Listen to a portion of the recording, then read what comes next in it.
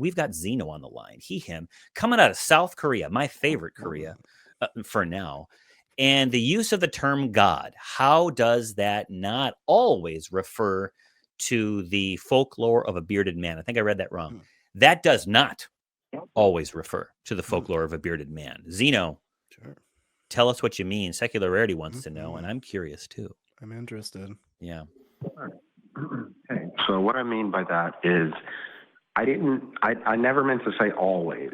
If she put always in there, then that was a mistake. But a lot of the times it does refer to this bearded man, and I kind of wanted to go a little bit deeper than the bearded man and go past the religious bullcrap, if we can. I think that's what the call screener had put down, and just lay the blame at my feet. Yeah, it's probably John's fault. Join the club. I guess just real quick, Zeno, like I probably have not thought about God, like when I hear people talk about God or supernatural, divine, like I probably haven't thought it in that context in such a long time, that like I never think about when somebody says God, the thing that comes to my mind is not a bearded man. So I don't think the vast majority of people that use that term think about it in that way. So I would definitely love to delve more into those other concepts of God. Okay, so a question. If I create an infinite regress in a system, I start the infinite regress. Is it possible for me to be outside of that infinite regress, or am I stuck in the infinite regress itself? I'm not sure. Yeah. I know that there are things like infinite sets and things. I know when we talk about infinity, a lot of times it's a lot more than what people are trying to make of it. Like an infinite regress, from my understanding, and again, definitely not a mathematician here, definitely not a physicist, but from my understanding, infinite regresses aren't actually as problematic as people like to talk about. It's just a different type of infinity. And I know that may sound like, oh, what the hell is SR talking about? But also, like, you know, there are papers and stuff. There are like whole institutions that study this stuff. So, but yeah, I'm not sure with that question you asked. I don't know. If you start an infinite regress, can you ever get outside of it? I'd say probably not, but I don't know where. Well, as a programmer, you could program in an infinite regress and be outside of it as the programmer, but that wouldn't make me God, correct? Because I started that. Yeah, I'm not God. So we have to go. So when we talk about an infinite regress, I'm just demonstrating if the universe is an infinite regress and something is outside of it, that thing still is not God, and we have to go beyond that too. Do you get what I'm saying? Not entirely. I mean, I'm understanding and following along in the sense that if you're saying that just because some entity of some kind created this particular type of existence, being one that we call an infinite regress, and not delving further into that and trying to break apart like infinite sets or whatever all that nonsense is, like, yeah, I mean, sure. Okay. Okay. Let's go deeper. So another question that will we can circle back around to what this is all about.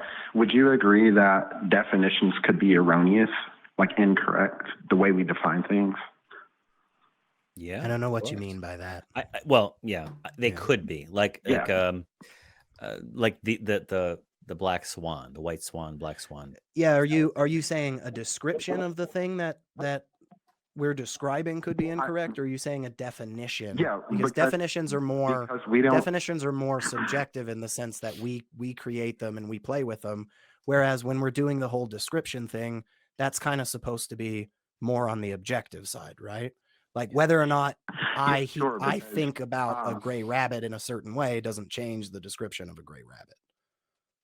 Yeah, sure, because what you're trying to really do, because you don't have 100% knowledge of everything, you're really trying to do your best to describe an abstract. You know what I mean? So, and the abstract itself is what you're trying to wrap your mind around the phenomena and define what that is. And so I would say that God is an abstract entity.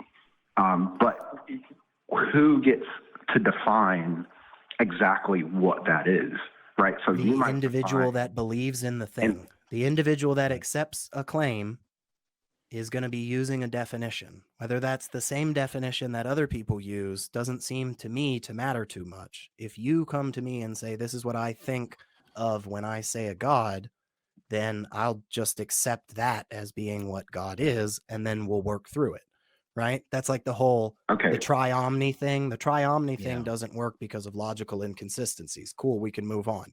But that person that presented that argument, that was how they were defining God. That's why I say every single version of a God I've ever heard does not exist. I take the positive stance on that.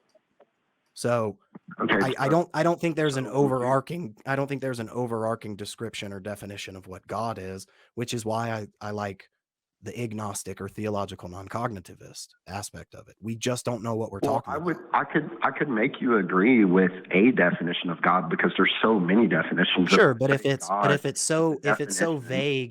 vague and doesn't have any relation to reality, or you're just substituting the word God for other things, like when people say to me, God is love, those are 3 words. That's a very, very short sentence. It should be a lot easier. The problem is that most of the time when people say stuff like that, they're saying like what we think of as love, which may not be like perfectly defined, but we've got like a decent enough understanding, that actually is indistinguishable from God. But the problem with that is that doesn't make any sense. So God is just like a feeling. Is that what you're saying? But no, they add other attributes.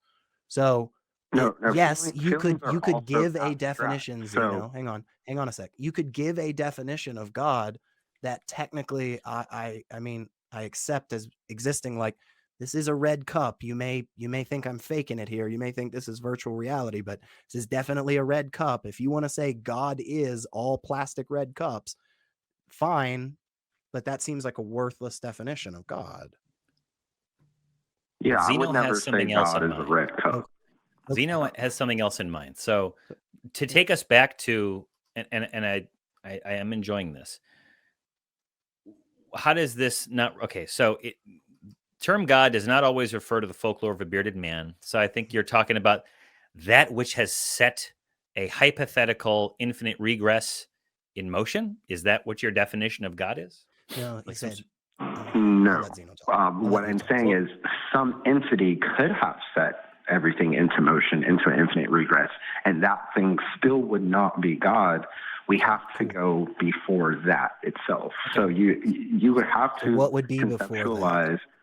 Yeah, what would be before that? So what is before that? Well, whatever properties make up, whatever abstract properties make up the thing that caused that. Like, let's say the Big Bang.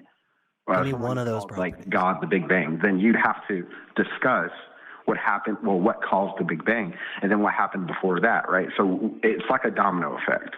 What I'm not trying to say there was a first domino either, because that would just be another theory, and there's billions of theories. What I am saying is there is some truth to what happened. That's what we do know, unless you would say there is no truth and everything just is. But that truth basically is God, and that truth is beyond whatever set everything into infinite motion.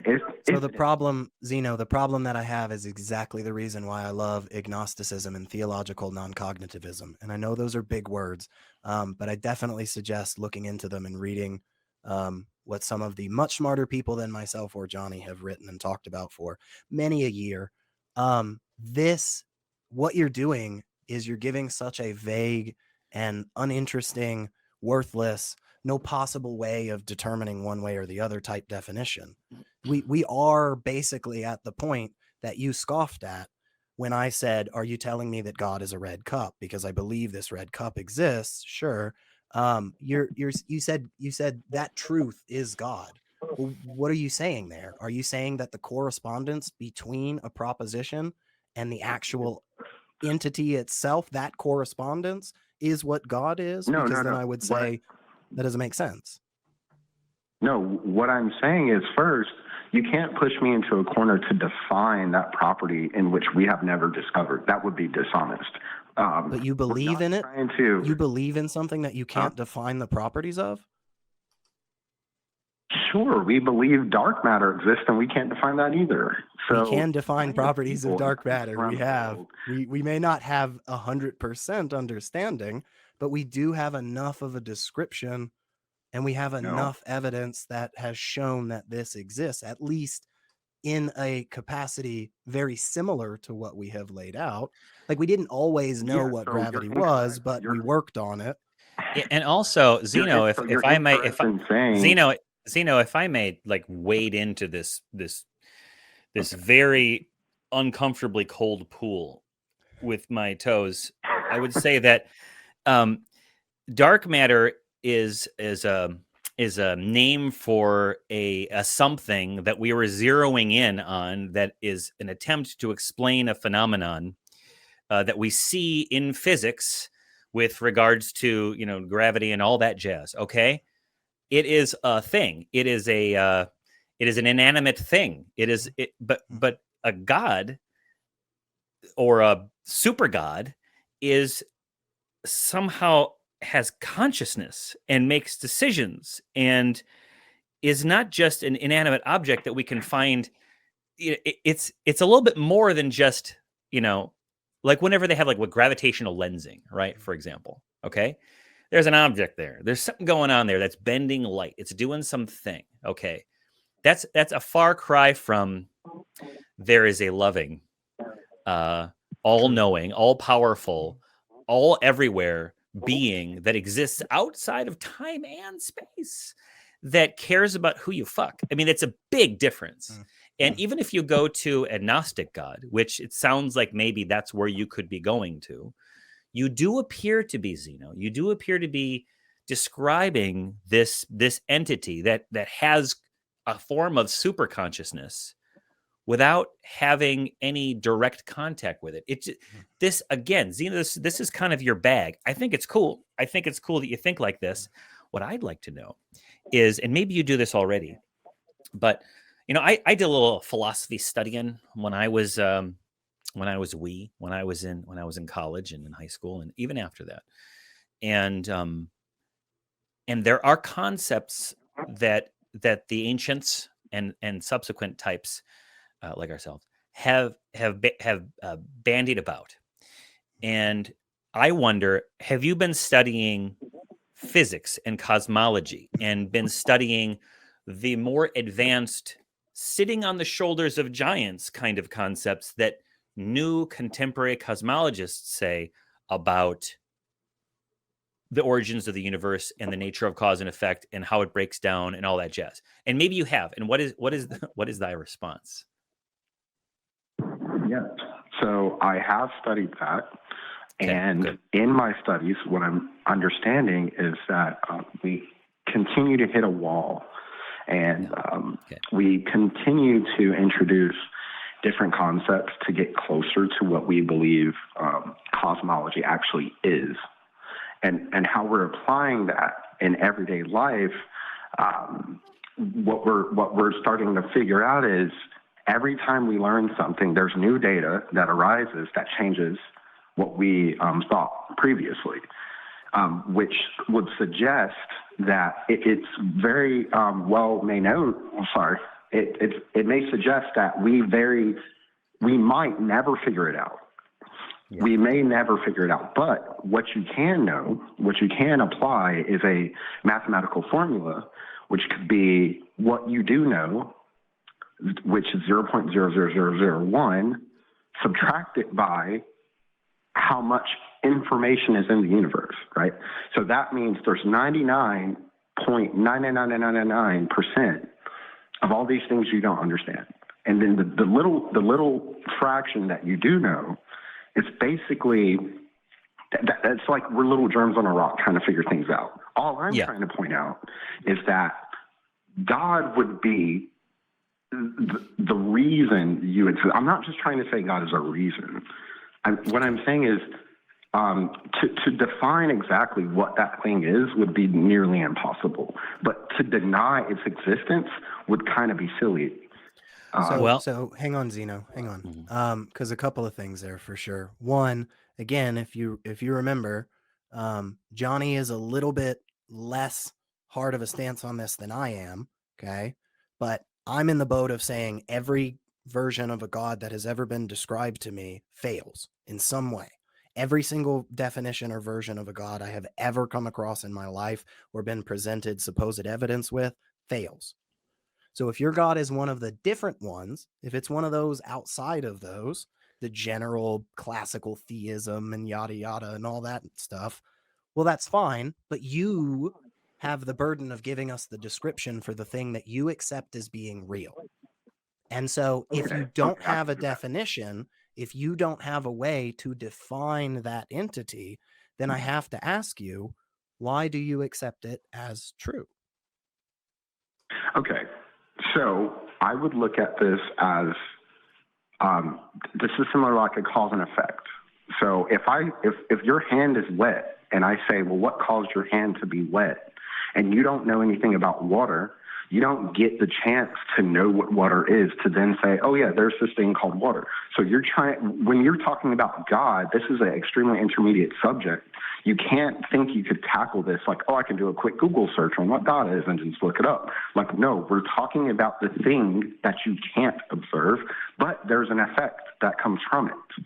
So from that effect, they're going to extrapolate the fact that you're here and know that there's a reason why you're here. And I'm saying God is that reason. I'm not saying he has it, he, she, whatever it is, has consciousness, but it's definitely functioning.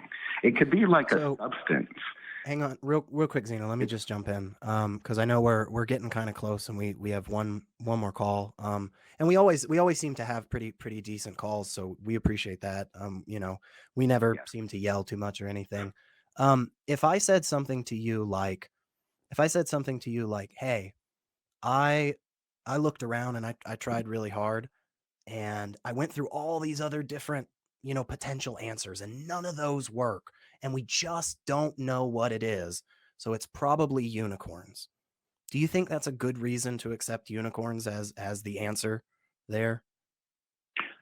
No, and that's not what I'm doing either. It sounds to me very much like the argument from incredulity is what you're doing. You're saying that we have all of these reasons. We have all of these reasons that don't seem to be perfect enough to actually give us the 100% confidence, which I don't think any of us believe that we can have. But you're then positing an answer because of the simple fact that, well, we don't have another one. Like, we can't think of anything else.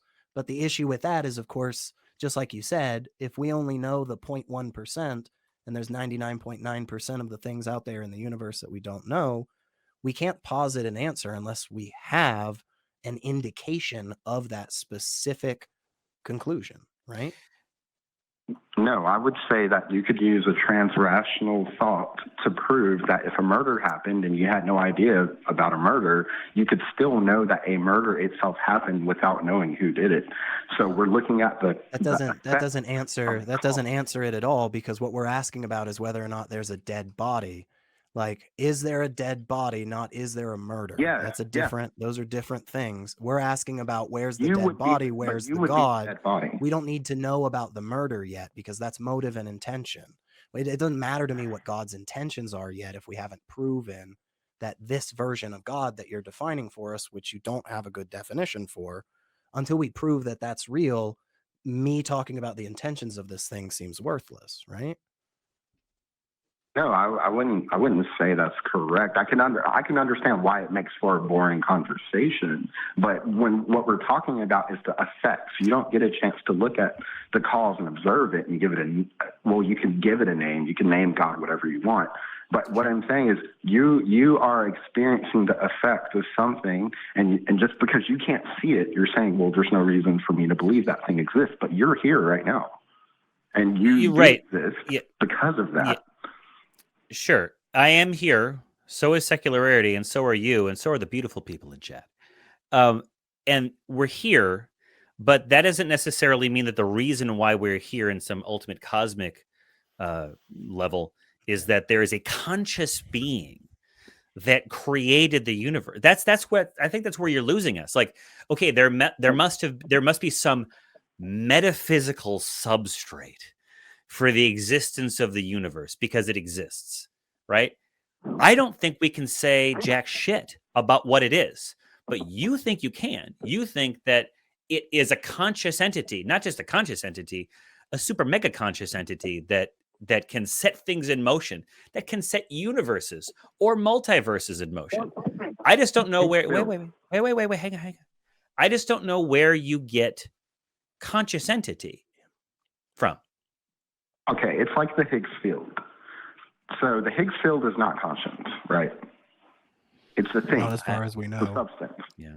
Yeah. Yeah, it's not. It's well, as far as we know, true. We don't know if it's conscious. I would say that it's not conscience. But what I'm simply saying, the Higgs field was denied until he presented somewhat of great evidence for people to accept it. What I'm trying to say is God is kind of like this Higgs field, which makes him extremely boring. It's like a substance that can create. Yeah. And The issue with that, Zeno, is when I think it was Peter Higgs. I could be wrong on that. So please, somebody down there in chat, tell us. He didn't just go, hey, I'm thinking it's a fuzziness of stuff. We don't know, but maybe like something. He presented like a full paper that was then peer reviewed and talked about for years. We posited the Higgs field back in like the 70s or 80s. So yeah, I don't feel like you were really addressing what Johnny was saying there. Yeah, and Zeno, exactly what Secularity said, this wasn't just the time to believe that something is true. The time to believe in something is when you have sufficient evidence, and the way that we determine whether there's a sufficient evidence in some sort of scientific claim is through the peer review process, through a bunch of scientists trying to poke holes in it. And after many years, after much experimentation, after a whole lot of math that's far beyond me, they're kind of reduced to saying this appears to be the best explanation that we have. We're still trying to disprove it, right? We're going to keep on trying to do it. And when someone does, it's going to massively change the way we look at physics or whatever it might be.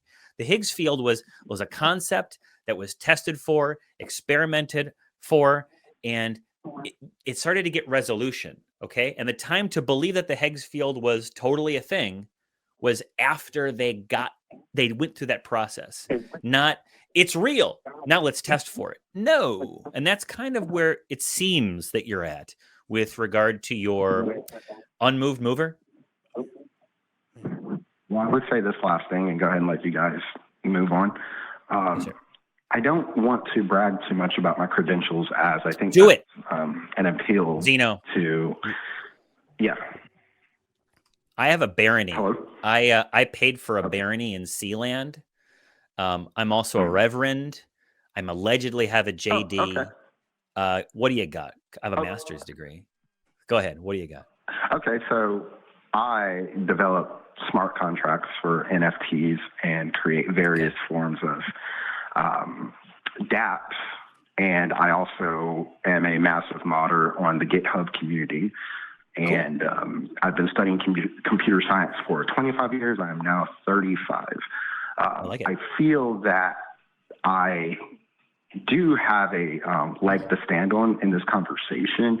And there are different ways to approach this. But if you guys are not willing to learn, you can't teach a person. And that's you don't want to come off as preachy, but this is not the place to do it. This isn't the place to give you guys the tools to figure this out. All I can do is touch on the subject, like little by little, gently, to try to get you guys to see there is a formula.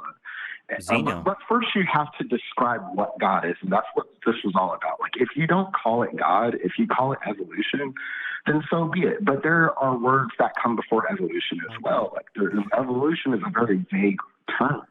And so there are terms you have. We've traversed all the way around back to the same place we started. I don't know. That's happened a couple of times today, even though the interlocutor seems to agree with us, Johnny. I'm confused, but I know. Hey, we're at the end anyway, I think. Zeno, thank you.